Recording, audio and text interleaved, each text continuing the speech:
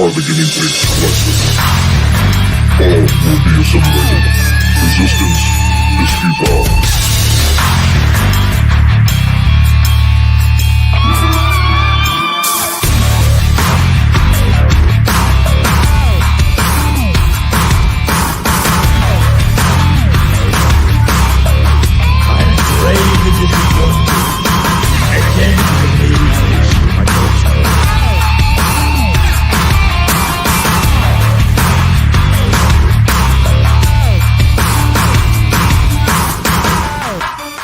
Cocaine's a hell of a drug.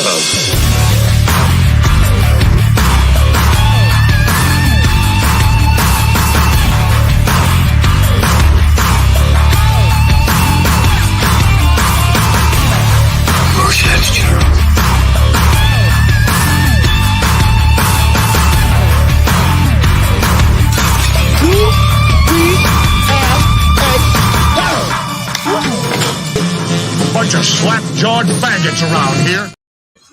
Hey everybody, what's going on? And welcome back to another Nibbling Live, where we take little nibbles and bites out of everybody's toes until we feel that we have accomplished our goals. It is good to see everyone. Uh-oh.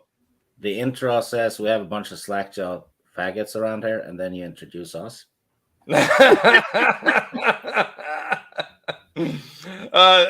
That's a little something for the people who hate on the guinea pigs. Those people know who they are, and I don't care what they think. So that's not for the panel, and it's obviously not for the awesome people that are already starting to come into the chat. I see Miss Martin Muses had popped in first. I hope that you were doing well. It's good to see you. Jens, what's up, Jens? I'd send you the link, Jens, but I'm only running an hour show. I mean, I don't know if you still want to stop in. If you do, let me know. I'll throw you out a link. Lasso is also in the chat and on the panel. And what's going on, Steve? How are you doing today? Oh, I just stuffed myself with food, as you heard. So I'm happy. And there's a hell of a lot of snow outside. So, everything's good. The full belly always helps in that. And we, of course, my new co-pilot, it seems now for most of my shows, is we got the Lasso of Truth. How are you doing? I'm doing well. Happy again to be here. Thank you for having me on. Oh, always a pleasure. You know what? She's probably Lasso is probably perfect as a co-pilot because she's never out of the loop. And she has reach. I love your puns, Stig. Never change. Oh, I'm not changing. It's too late. He's been this way as long as I've ever known him, and I wouldn't have him any other way. But let's go ahead and we're going to reel it back in. That's why he uses me as a pundit. But yeah, one of the things I want to talk about is some of the things that I did manage to pick up, and I did pick up a nice little beauty right here. If I can get the So got this really awesome book. I got it at a decent price. So I finally got myself a hardcover Lord of the Rings novel. Yeah, that's a good version too. Very nice. It's absolutely beautiful. And yeah. I didn't have to break the bank to get this one either. I've been meaning to get this, and I've been meaning to get a really good copy of The Hobbit. Are you saying it didn't break your back and you covered it? Exactly. Now we're on the same page. But no, I am absolutely happy. I've gotten through the entire forward that was on this one, and I was just getting ready to start chapter 1. So I'm looking forward to diving into this one and seeing all this stuff about the Lord of the Rings that I didn't know about outside of the original cartoon and what I did see of the movies, which wasn't a whole lot because I've said it before, I didn't enjoy the Lord of the Rings movies as much as everybody else. I know it's sacrilege. The first chapter is very in tone with, The Hobbit. But once they start leaving, the Shire and all that, I love that bit. Basically, from when they leave the Shire until they get to Rivendell, that whole section is my favorite in any Tolkien. It is awesome, and there's a hell of a lot left out of the all the movies, really. And when you read it, you can understand why it's left out, But reading the book, it's awesome. And we went through it chapter by chapter on Teresa's channel, me, her, and Rennie, and Lady Gravemaster, and all, and Lady Toriel. And so I basically reread the whole damn thing this year, and Tolkien was a way better writer than I remembered. You know what, in though? terms of prose and all. But his writing, and like even just in his forward, he does not give himself a lot of credit. Like, he's really down on himself. He was never completely happy with a lot of the work that he was doing at first, because he says it in his own words. He wasn't really happy with everything. And usually that's the sign of a very good writer. Somebody who is not completely satisfied with what they're doing, because you're never going to improve if you think you got it right the first time. Real quick, say hello to some of the other people that popped into the chat. We got Papa Cotton. What's up, Papa? Hey, kids. I hope that you're doing well. The lovely Sherry is also in the house. Hi, Tommy and the Guinea Pig Collective. Well, hi to you too. I hope you're doing well. Tina Bojan also in the house. Good evening, friends. I hope that you were doing well. Thank you guys for being here. Remember to share the links. Let people know that the guinea pigs and friends are here having a little bit of fun. If you missed it, I just introduced the Lord of the Rings book hardcover that I picked up. A really nice copy. Stieg is actually very happy I got that copy. So yeah, it's, certain books are kind of like, it's a requirement to have a proper version if you have it, right? If not so much required, essential reading for people that are into those franchises. It's kind of the Lord of the Rings is a big deal. It's the highest selling book after the Bible. Oh wow, I didn't know that. Yeah, it's true. So it's you should have a good hardcover if you get it, right? It's one of those books. Well, that was one of the things that I was talking to Dega Outlaw with some of his books, because I wanted to get all of them. I've heard him read a lot of these things on live streams, or premieres at the very least on his channel, of the work that he's done in his books. And I love the stuff that he's done. So I managed to get Evolution. I still haven't had a chance to get back on there and get Revolution, because the Amazon account is actually under my wife's name, and I always keep forgetting her sign in. But I need to pick up that. And he said that he was looking at doing a hardcover copy of the Blood Witch.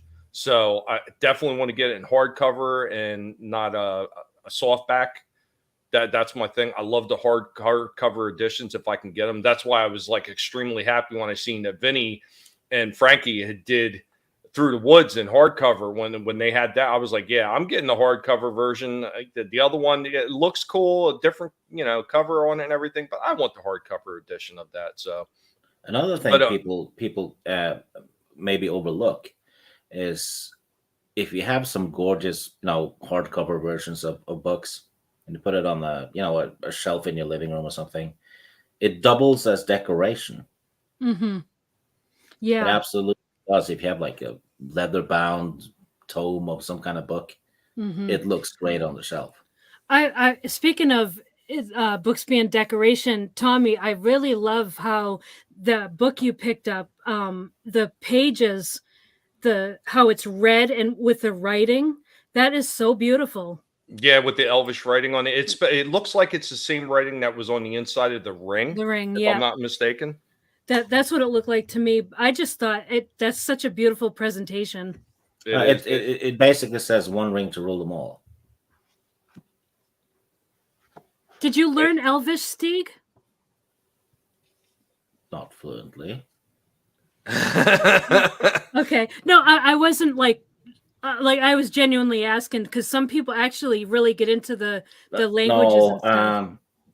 I know the basics, but not enough to do a conversation. No. Mm-hmm. Papa's giving Jens a hard time about the way he asked for the link.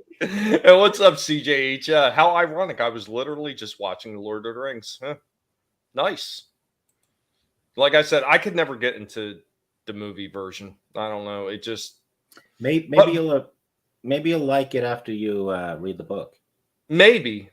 Yeah, I don't know. There was something about it. I didn't feel as entertained with the Lord of the Rings as I did with the Hobbit. But once again, this can go back to the same idea that you're presenting right here, is because I grew up watching the cartoon of Yeah. the Hobbit. I knew that story fairly well. So watching the movie, it wasn't that far of a stretch.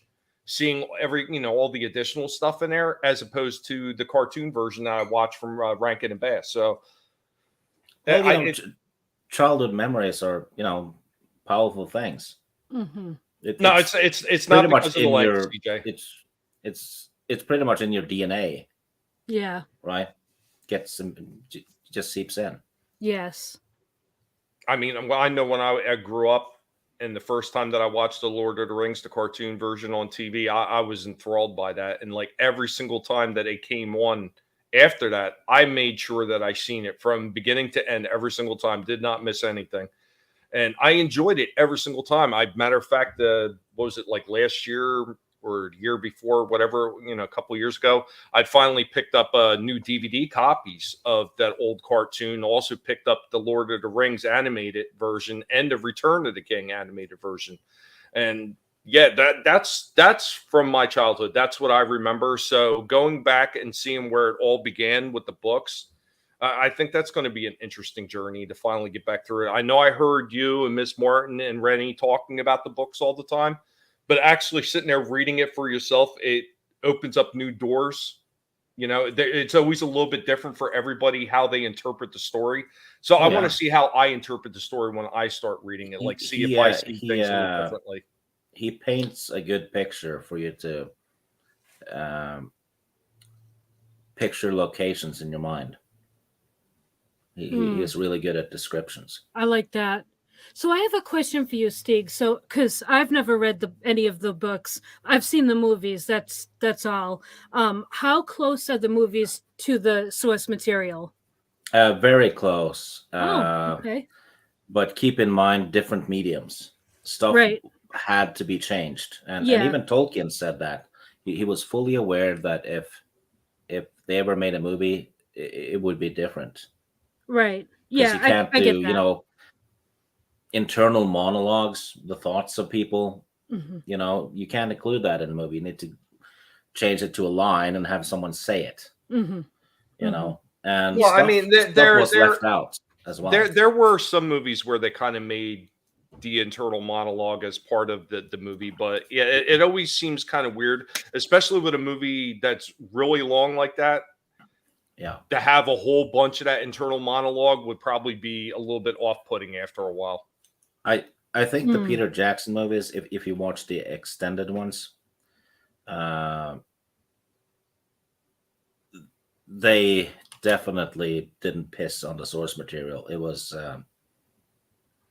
they they did the best they could, I think, Nice. Nice. and they deserve those 13 Oscars. But I love that. if you're a book purist, you will find quite a few changes. Definitely, you will. But some of the changes uh, are unavoidable due to the different mediums. Hmm. Well, I think that no matter what you're actually conveying from the source book material into a movie or a TV show or even a cartoon, there's always going to be a certain amount of changes that are going to happen regardless. Because I Yeah. can't think of one single show, even the ones that did it right and really followed the source material. Even those, there are some small changes that are made. Like one of the ones I always talk about, I felt they followed the original comics very well was the Max when they had that on MTV. But even that had a bunch of small changes in there. They're not anything that really disrupts the original story at all, but they do add a different element to it. So that's always going to happen regardless. And small changes like that don't bother me. It's when they make the major changes that really disrupt the overall story. And what's going on, Tony? Good to see you. We were just talking about you and your name change.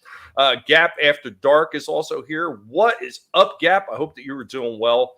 CJH chimes in. Ironically, if you watch the cartoon and the movie side by side, Peter Jackson did it frame by frame at some points, almost copycat like. Yeah, Mm. and both of them did the books page by page, kind of, in those scenes. So it shows that both the cartoon and Peter Jackson once honored his source material. The when it comes to the movies, though, I think the second one is the one that diverges the most from the books, Mm. or rather has the more alterations. Okay. Luffy as God is also here as well. What's up, Luffy? I hope you're doing well. Some changes can't be forgiven. Justice for Yeah. Tom Bombadil. Bombadil. They Bombadil. left Bombadil. him out. However, when you see the traveling scenes, right? Some time passes between the scenes. We don't know if they ran into Tom Bombadil between the scenes or not. So you can explain it a bit with quite a bit of goodwill. You can do a little head canon with that bit. Everybody in the chat having some fun talking to each other. So speaking of really good books and something that you picked up recently, Stieg, and I know it's not getting enough love as far as you're concerned. Talk about your latest acquisition. My latest acquisition is the first Conan novel released in 25 years, and it was released in December this year, which is when the Conan franchise turned 90 years old, older than Tolkien. And it is it's great to see that Conan still survives, I guess against all odds, given how it's full of toxic masculinity. And I read the book, and I got it for Christmas from Toriel, which was awesome. Everyone's favorite elf. Basically, what this book does is it takes one of Robert E. Howard's old stories. He mostly wrote short stories about Conan when he created Conan, but this novel serves as a prequel and leads directly in to one of his more famous short stories. It basically ends when the short story starts, and it's Red Nails, which was almost turned into an animated movie a few years ago. It ended up in development hell. Mark Hamill and Ron Perlman had done voice work for it. So, classic Robert E. Howard story. And it's out now. It's called Serpent's Blood. And it's not woke. And it also includes the original short story at the back as a bonus.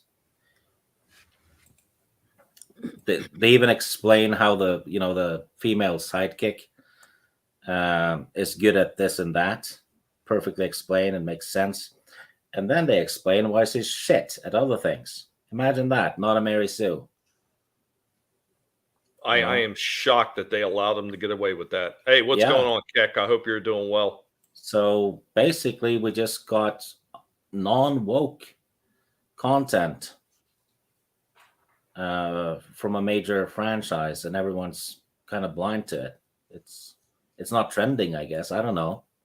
Well, you know what the problem is? I can tell you exactly what the problem is. All those people that want to do the hate talk, that's all they know at this point. They don't know how to talk about anything they love anymore. Yeah, and if it isn't hateful, they don't know what to do with it. The publisher also had a page with an announcement right before the old short story in the book, and it basically said that here follows the original short story and blah blah blah. We're aware that the language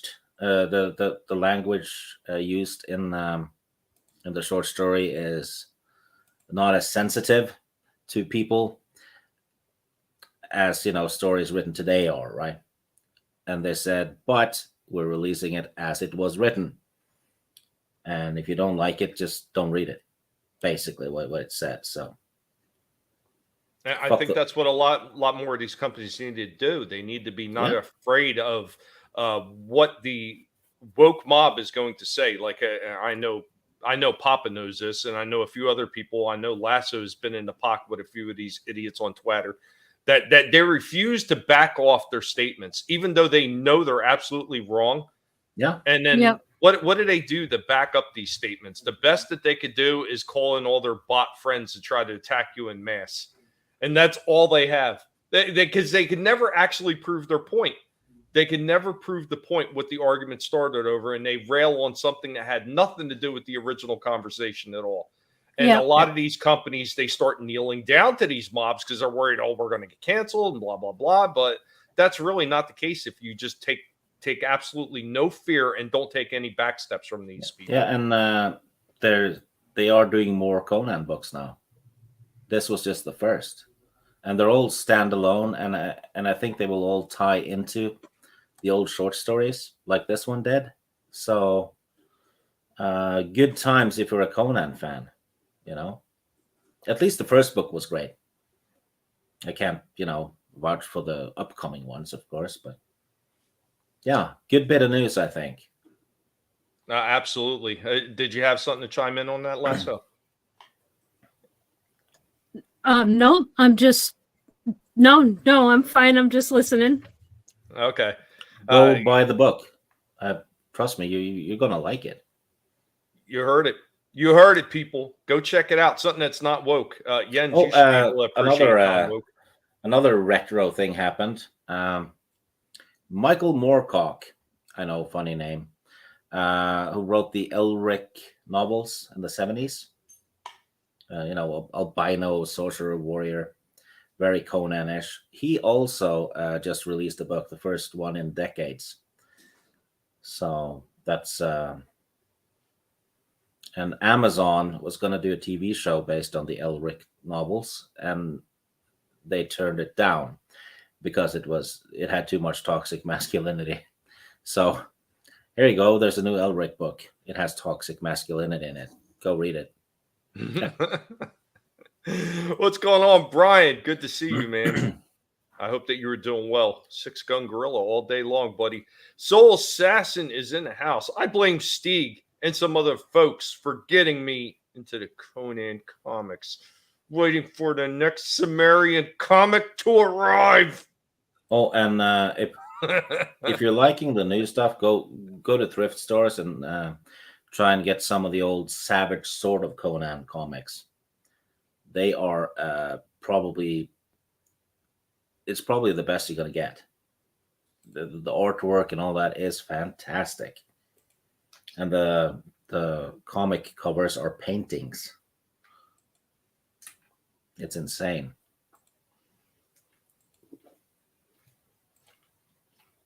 Brian says, I'm a massive R.E. Howard stan, although I always thought Kull was even cooler than Conan. Yeah, Kull was cool. King Kull of Atlantis. They're talking about a fan-made project with the Max. Huh. I might check that out, because you know what? I know a lot of people downplay what some of the fan-made, films and everything else are, but some of those damn things are pretty damn good. Like, if you're talking Star Wars, like the fan-made Star Wars shit is more Star Wars than anything Disney Lucasfilm has put out to date. Have you seen the guy who's doing a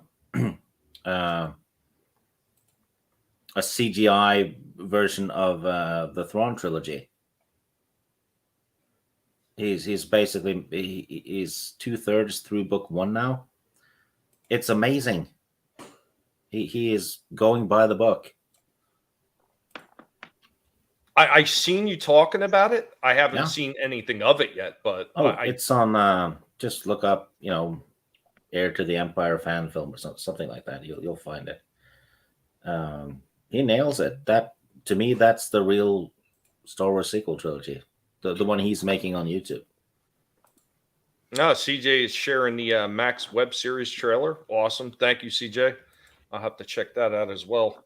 There's a fan series that was really good. It was Star Trek, and Wes Moody used to show it on his channel. Yes, Star Trek Continues. Yep. Yes, that's the one. That was really good. I know a few of our friends. We're not going to mention who, but I don't think they like the idea of watching that because of a certain somebody that's in it, and their over fondness for touching people of the younger persuasion. I know. In the Star Trek? Yeah, and Star Trek continues. Yeah, we're not going to get Oh. into it. We're not yeah. going to get into it, but No, they're everywhere. they are. And what's going on, Jens? Yeah, Jens. sorry. That's all stick. Yeah, doing all right. That, as I said, been watching some masculine action. Thought I'd come on and share it with you all because I got up to the latest episode on Tulsa King with Sylvester Stallone. Oh, that one is on my list of stuff to watch. Yeah. I will be watching it soon. I've only heard good things. Yeah, ain't too bad. A bit slow for me because I'm more into the cut the storyline. Why do we need talking? Just get on with the action because this is more storyline based. It's reminding me a lot of Sons of Anarchy, where there'd be quite a bit of storyline going on, but there'd always something would happen every episode where I forget his name, who was the protagonist in Sons of, but they'd have to do something, and this is looking like that. Do you know what So Sons of Anarchy is actually based on? Right, yeah. Well, I'm going to say, yeah, it is. It's like Hamlet. Yeah, it's Hamlet. Yep. Yeah, well, it's about gangs or mobs and gangs. Yeah, it's basically a biker gangster version of Hamlet. Right, yeah. Yep. Well, the action's good on it because Stallone, he's not going to go into somewhere where the action's going to be crap because he knows he's got his action legacy to look after. He can't start doing crappy female led action. He's like, no, I need to be the lead because I know the action is going to be good, even though he's 75 or whatever, because he plays an old man in this, but he's still the hard old man that you don't want to mess with, because in this he's a really nasty sort of character. Because usually Stallone will play, like, apart from in Death Race 2000, he usually will play the good guy.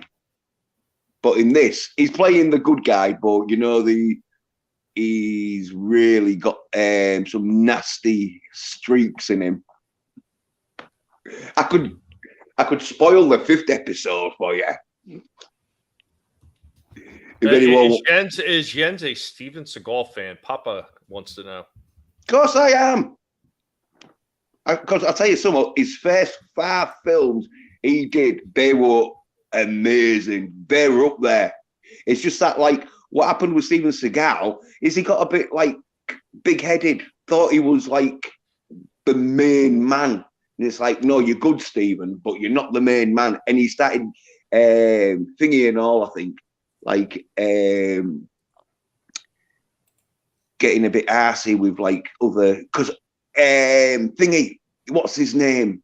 I forget his name, but he's that actor who fucking played in Spawn. He played the, like, fat clown.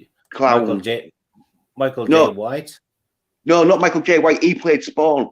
The dude who played the fat clown, and he was also in Kick-Ass as, like, Chrissy.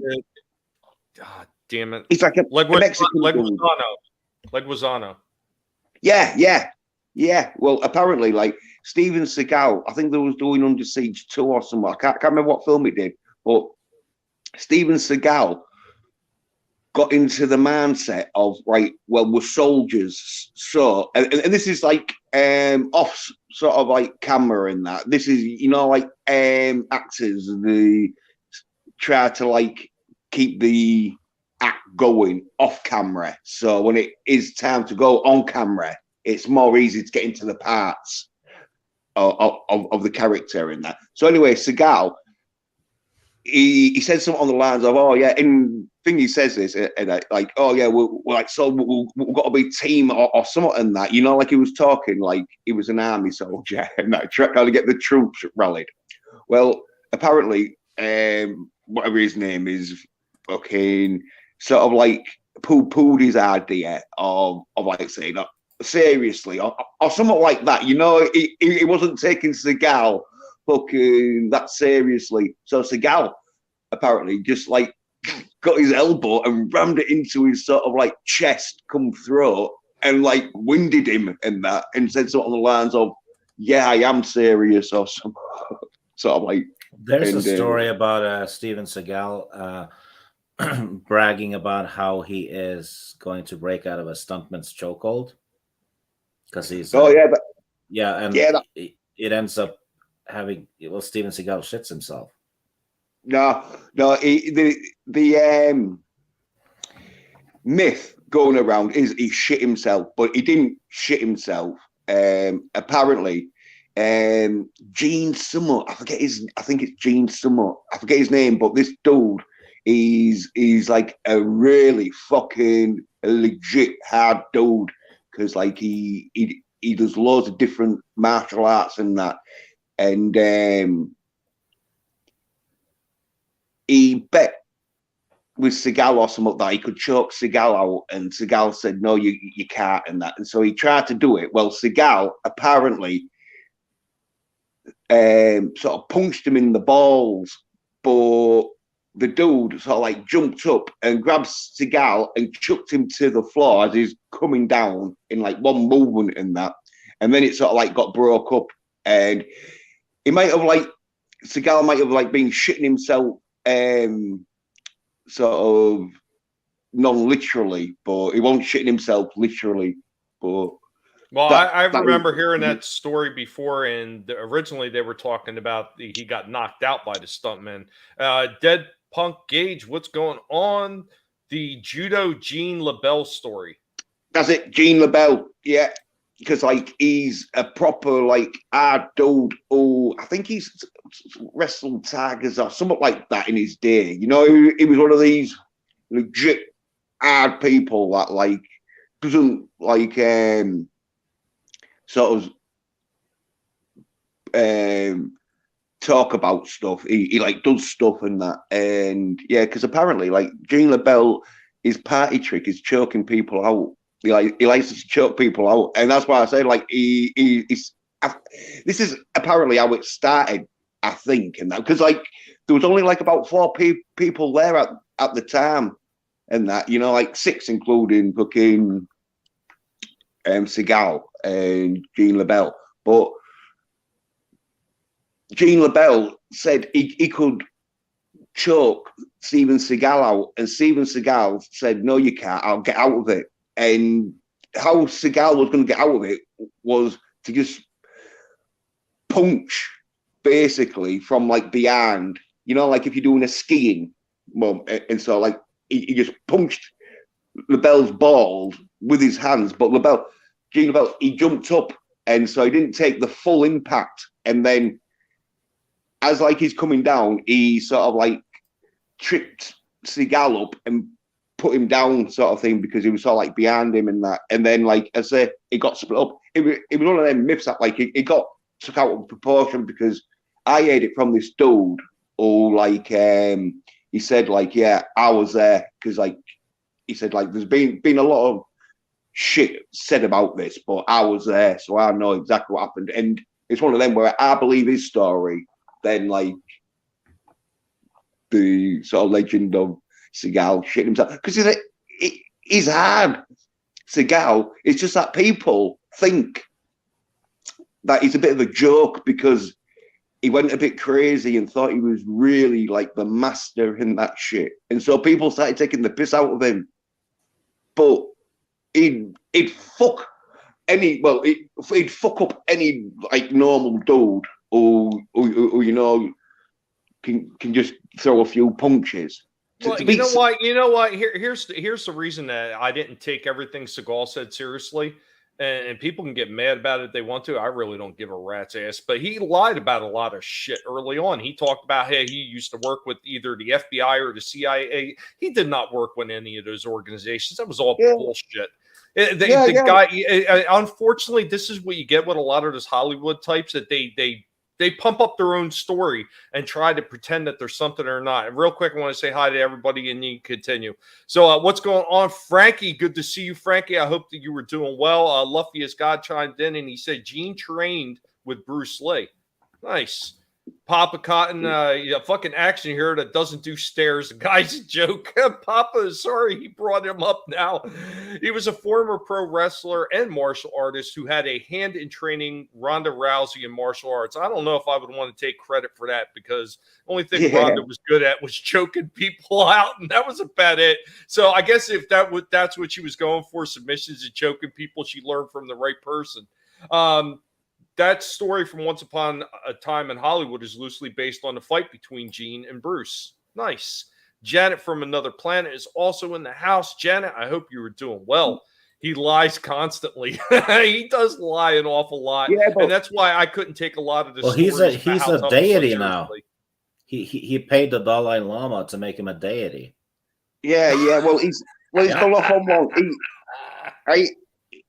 He's a bit crazy when it comes to how good he thinks he is, but he is good. I'll tell you something, right? You take your average dude who's all right at like bar fighting and put him against Seagal. Seagal would like tear him apart, even in the state he is now. Never mind when he was in his peak condition. I'll tell you what, you want to fight. I would like to see Seagal at his peak against Iron Mike Tyson at his peak. I guarantee you Seagal will be out. Yeah, but that's Iron Mike Tyson, isn't it? There's not many people who's going to make Iron Mike Tyson the bitch. But remember that sound from the old Punch-Out game? Boom, woo! That would be Seagal. Well, you're making like Seagal out to be some kind of like bullshit sort of martial artist, where he ain't a bullshit. He is a legit martial artist. He will. No one ever said that he wasn't a. No one ever said he wasn't a legit martial artist, Jens.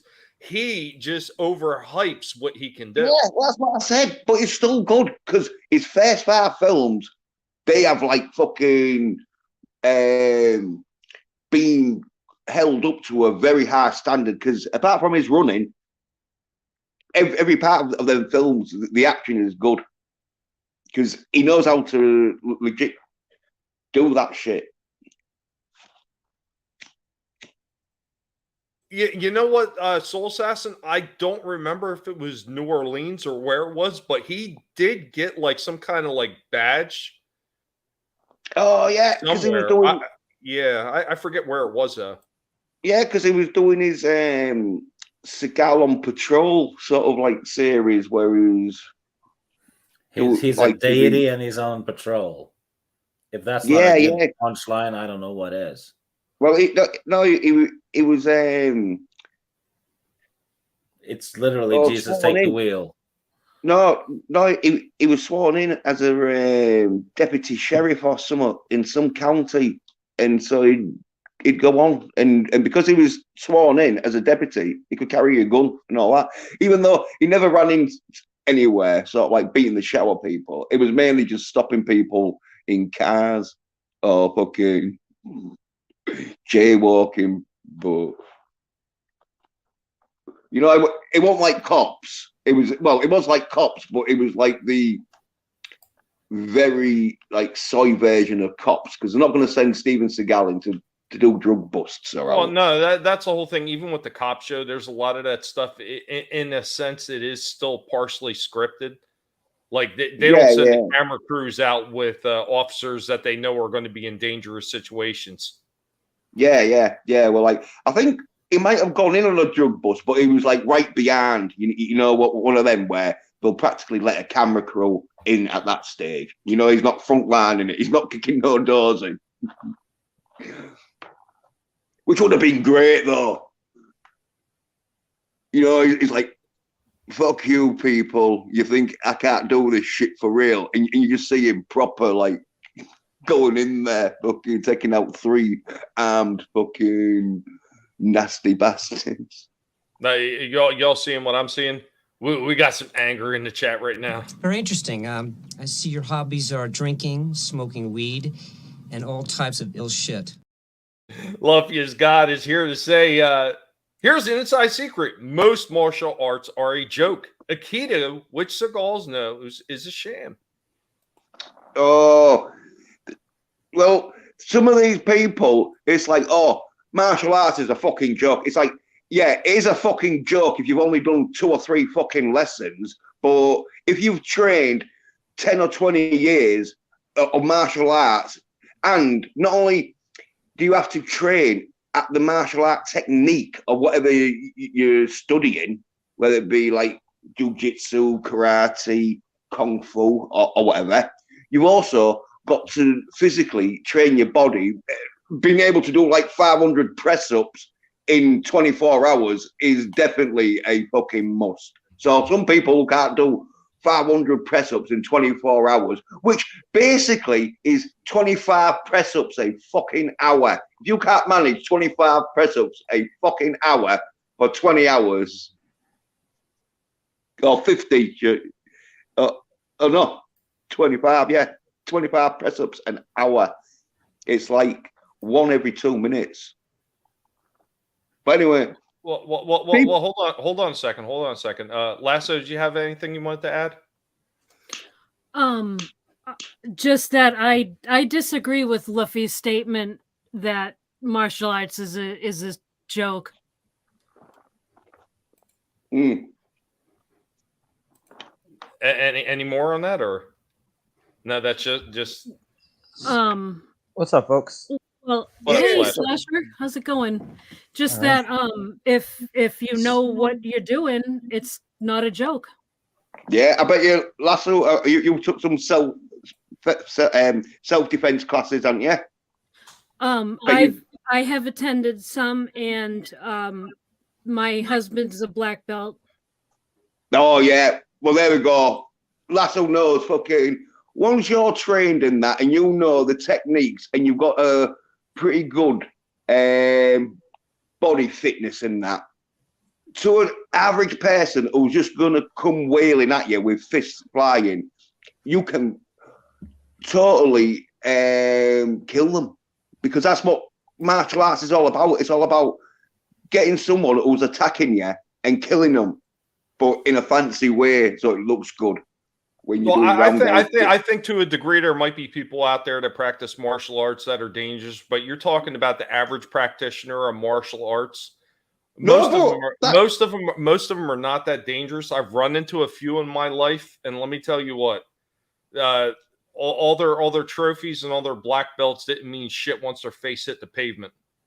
But there are some of those guys. And I can't remember who the one was, but there was this guy. He was a black belt in karate, and when he died, back then you actually had to beat the master to take that level of belt. He died with whatever level of belt that he had, and I don't remember what degree of black belt it was, but he died with that level of black belt. This guy was so tough that he literally could stop a charging bull with just his fists by breaking its skull.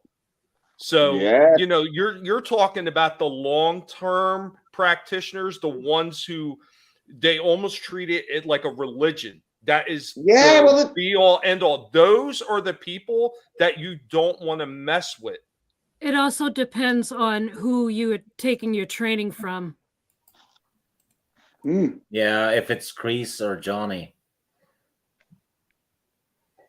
Yeah, well, the other thing I know is when you're doing these, it's all right knowing the moves, but in a fight, you've got to be able to not only know the moves, but being able to take a fucking kick or punch to the face, because there's some people who train and that, and they've never been in a fight. And so even though they're trained, the panic is the third or fourth fight they've ever been in their lives, where if it's someone who's been in a few fights and that, and then trains, or trained and been in fights, sort of thing, because usually your top martial artists have been kicked and punched quite hard, because that's what training usually will be about. But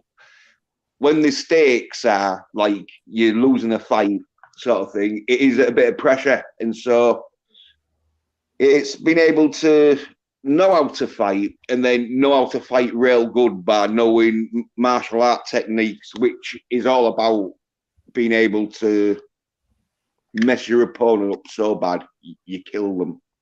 It's all right. Well, we are going to move away from this topic. I want to officially welcome Slasher onto the panel. How you doing, Slasher? I'm all right. I know you came in at the right time, didn't you?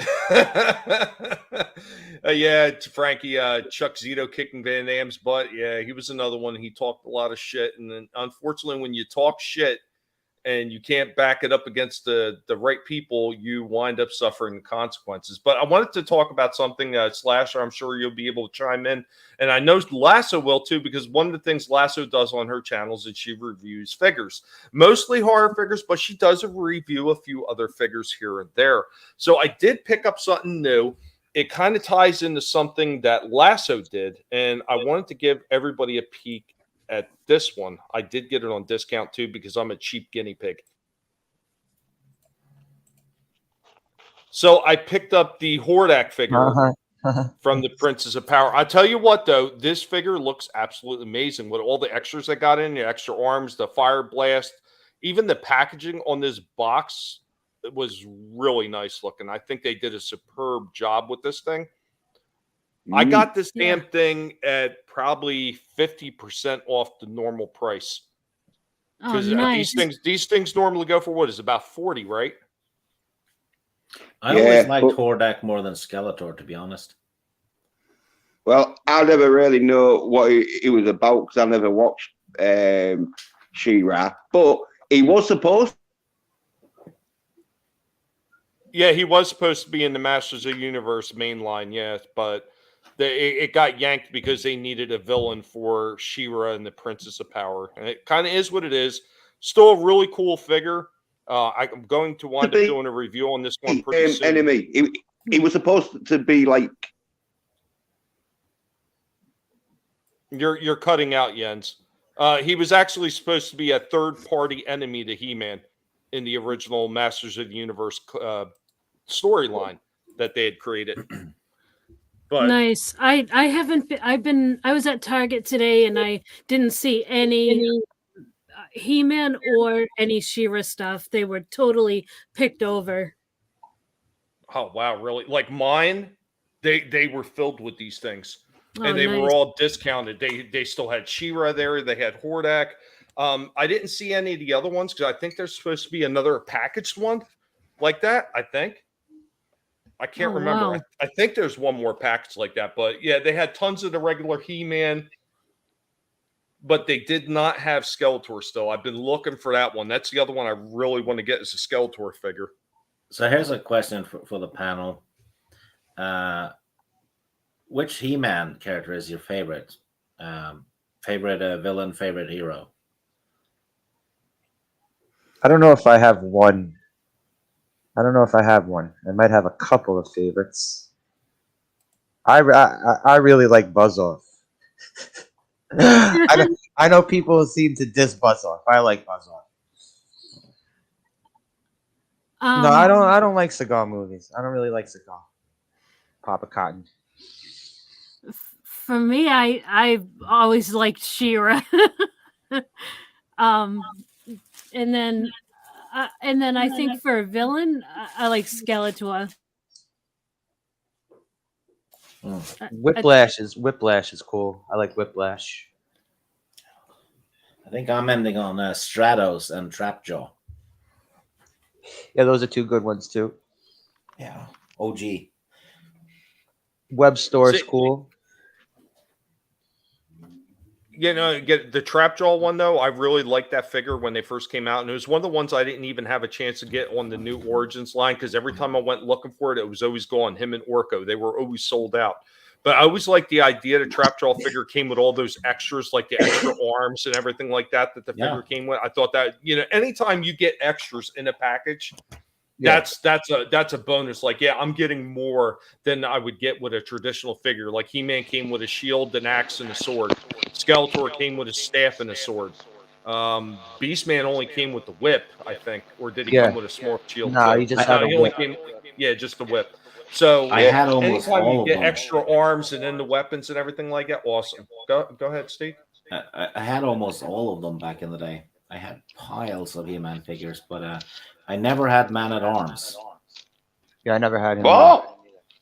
Man at Arms was like the sort of like third sort of important character. There was like He-Man, and then well, in the good guys, there was sort of like He-Man, Orko, like Man at Arms, sort of like in Battle Cat. But yeah, I had Man at Arms, even though the Man at Arms figures, and you'll know this, Tommy, it only came with one side armor,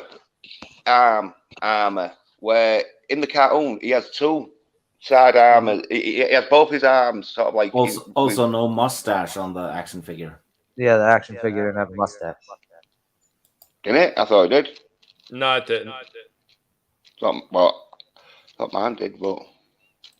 But yeah, I know what you're talking about. He only came with the one side with the shield armor, but I think that was supposed to be to protect the arm that he carried that mace in. Yeah, but on the cartoon, he's got both his arms. You know, like there was one of them where they might have. I think it was probably to save on plastic on it because it was like, oh yeah, there's too much plastic for Man at Arms we're using. Oh, I'm sure that there's was pretty cool. Yeah. I was just looking over some of the comments. So we got Soul Assassin says Fisto. Janet from Another Planet says Battle Cat. If you love Battle Cat, then you must love Cringer as well. Cringer is sitting in his cage, and I'm sure he is perking up right now at the mention of his name. Love You God said Man at Arms at Beastman. Who said Fisto? Brings up Stinkor. I remember reading up about that, and I remember they actually talked about it on the oh God, what's that called? The Toys That Made Us. That Made Us, yes. Where they were talking about that the factory actually stunk from the pellets that they were putting in with the Stinkor figure. Well, I never got that figure because I was when I sort of like stopped collecting. But glad I didn't because it stinks. Like, whoa, what's the point in that? Luckiest God, Beastman didn't just come with a whip. He also came with buckets of charisma and a can-do attitude. Well, he had that thingy, didn't he? Like a Shire horse, sort of like necklace. Beastman was also one of the few villains that didn't have webbed feet, right? Yeah, he had normal human feet. Well, no, he had like wolf feet, sort of like because he was a beast. Nah, he had boots. Yeah, the Beastman figure had boots. Trivia. Well, I reckon he still would have had wolf feet because like his hands was like wolf hands, so he'd probably had wolf feet. Yeah, I reckon. All the other bad guys had webbed feet, like Skeletor had webbed feet, Merman had webbed feet. A Beastman didn't have boots. All right, wait. He just had regular-looking feet, though, right? Well, his feet were different. His feet were different in the way his legs were made. His legs came down, and he had this big fur patch on his shin. Okay. That none of the other figures had, and then it ended in the feet. Mine had fur boots. No, meaning you'd have to have killed an animal. I'll have to find a picture and bring it up. If he was wearing fur boots, it'd be fake fur. Yeah. No, my bad. He did not have fur boots. I double checked. He-Man did though, and Prince Adam was like fur boots with purple well, lilac bottoms and a pink top and a white shirt. It's like I hate Prince Adam. well, yeah, that's his sort of like disguise or in it, even though it won't much of a disguise in the original series, but the updated Yeah, versions. okay. Yeah, all right. But I knew he didn't have web feet. Yeah. Yeah. This one's wrong though. The armor. It's supposed to be red. Yeah, why is the armor orange? Is that from like the accessory pack? No, I think that maybe just No, they had accessory how it's been packs. made. They had Oh, right. accessory packs with loose weapons. Yeah. Speaking of Yeah, accessories, they did a transgender Barbie now, which means Barbie got a dick before Ken. Oh gosh. Mhm. Yes, Frankie knows. Moss Man was the same thing as Beast Man. They just colored him differently and they flocked the body. And Stinkor had the same head as Moss Man. I mean, Merman. Merman. Yeah. Yeah, right. What's up, Nelson? What's up, Nelson? Yeah, that's it. I think we're all Masculine echoing. action right there. I think we're all echoing. We're all echoing from your side, Jens. Right. Well, Nelson, he's watched Accident Man, so he knows a bit about Max and Accident. Are you still echoing? Yeah, he's still echoing. Let me see real quick. All right. No echo, so it's definitely on Jens' side. So Jens, you might have to mute in between.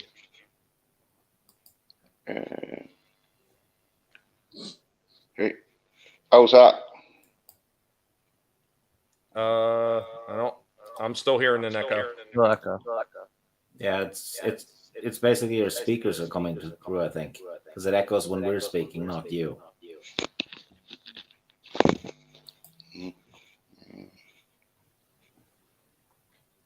Well, it should be. Well, that's fine. I'll just mute. All right. Anything else that you want to talk about with Masters of the Universe? Because I'm actually going to get ready to start winding this down. I wanted to run for approximately an hour today because I have a whole heap ton of stuff to do while the wife's away before she comes home for Christmas, because she's staying with her parents up right now up north. So I got a few more things I want to get done while she's gone.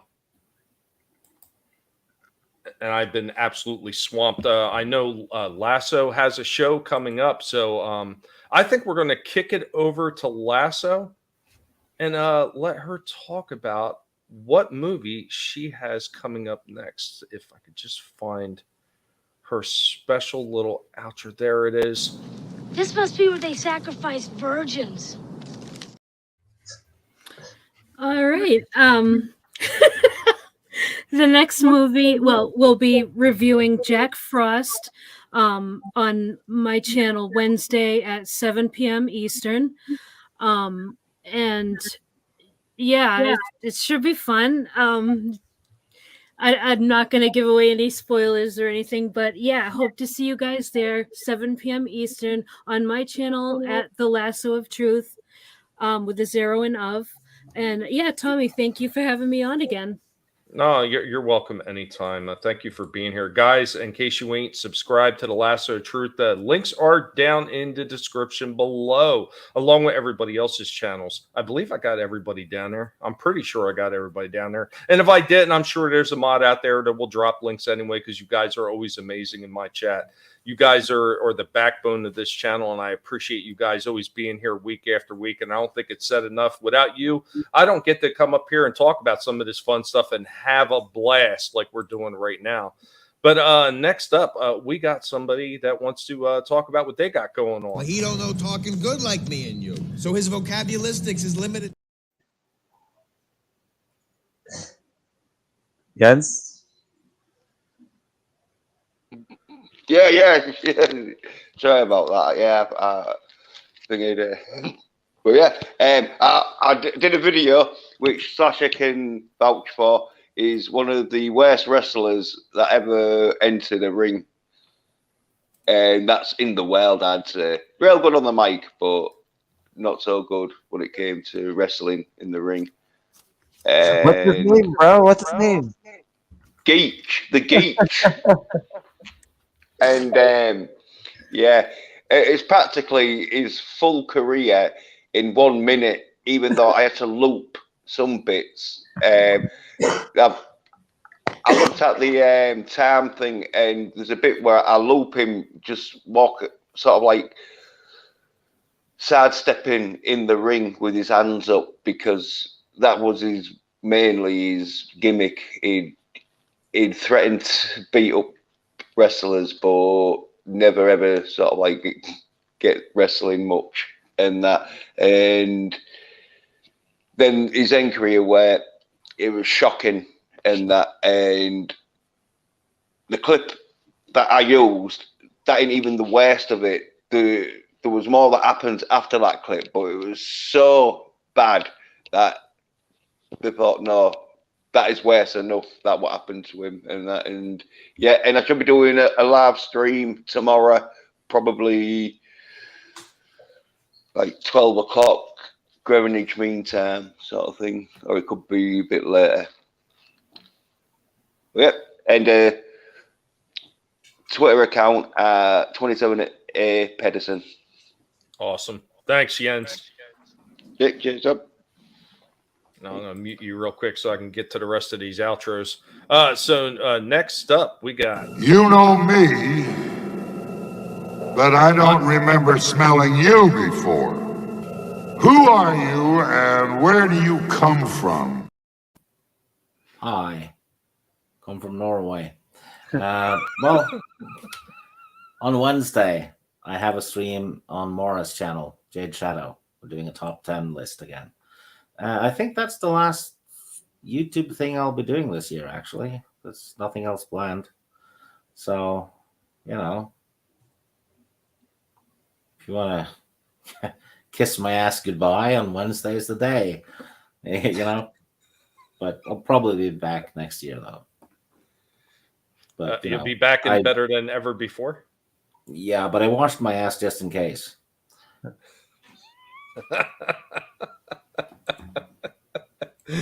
Thanks for being here, Steve. It's always a pleasure to have you on. Thank you for having me on. And thank you to everyone else on the panel and the chat for being good company as always. Oh, absolutely.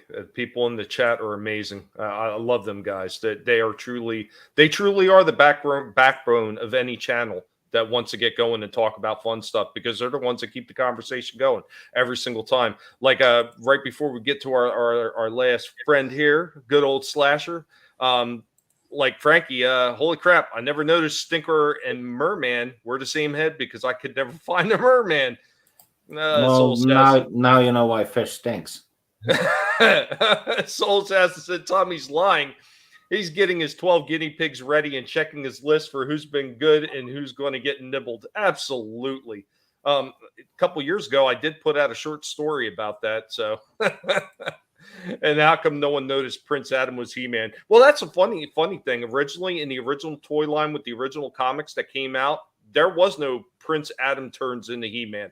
That was something that was added in by Filmation along with Orko. So, and because Prince Adam was so much of a little soy-haired bitch that no one thought he could ever be He-Man. So it's like, yeah, you may look like him, but you're just a look-alike Prince Adam. Go back to your bedroom under your bed and read your Wonder Woman comics and leave the men to do the job. Because Leo, and as I pause Yen, because I'm trying to get through outros or ends, I know you want to keep talking, but I want to end this. I got stuff to get to. So okay. we got such heroic nonsense. Hey, what's up? Hope everyone has a Merry Christmas this year. don't get too depressed if you're one of those people who hates Christmas. This Christmas Eve, I'm going to be doing a movie, but I don't know if anyone's going to be available. But I don't know if anyone's available to watch Black Christmas, the original one, on Saturday. Yeah, I'll be doing that on my channel. I will do the best I can to swing through. I just don't know if the wife has anything planned, but I mean, other than maybe her have something planned, I should be there. I got you. But yeah, that's it. Awesome. Thanks for letting me come through. No, anytime, man. You're always welcome here. Thank you for being here. Yeah, before DC Comics and everything, Luffy, that was Filmation that created that, because Filmation created Orko. And the only reason I know for sure they created Orko because it was Lou Shiver that actually created the character Orko and voiced it. That was his addition to the He-Man and the Masters of the Universe as far as it was in the Filmation adaptation of it. But guys, thank you so much for being here. If we don't catch you before Christmas, which hopefully we will, I would like to wish you all a very Merry Christmas. Screw all those people to say Happy Holidays. Merry Christmas, a Happy Hanukkah, whatever it is, whatever else it is that you celebrate. I hope that you have an awesome one. Thank you for being here. Keep those toes safe, because you never know when guinea pigs are going to be creeping around in the middle of the night and checking out all your presents to make sure you got the right stuff. Be good, be well. Remember, never let anybody tell you what you can and can't say, what you should or should not watch, because your silence gives consent, and we will assimilate you in the middle of the night. Later, y'all. Be good, and thank you for being here. You all are awesome.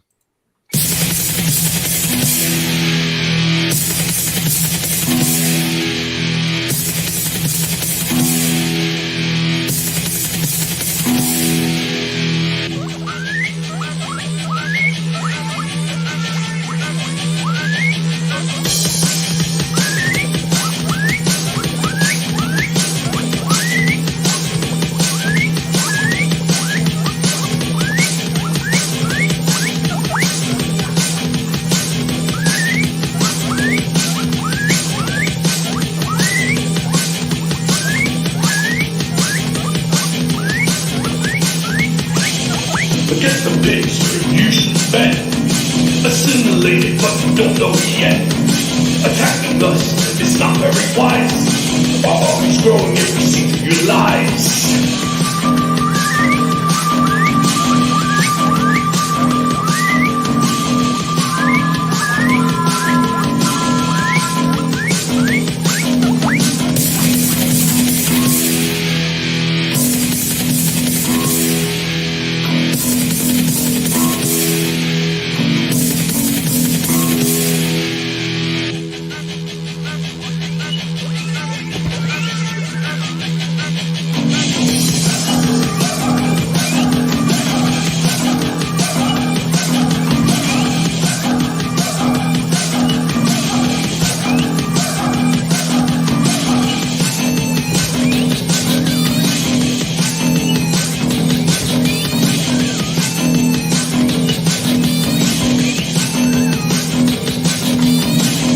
What we are looking at, good and evil, right and wrong.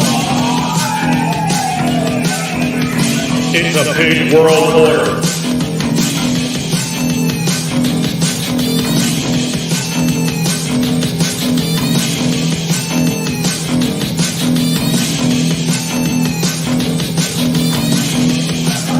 A big world order.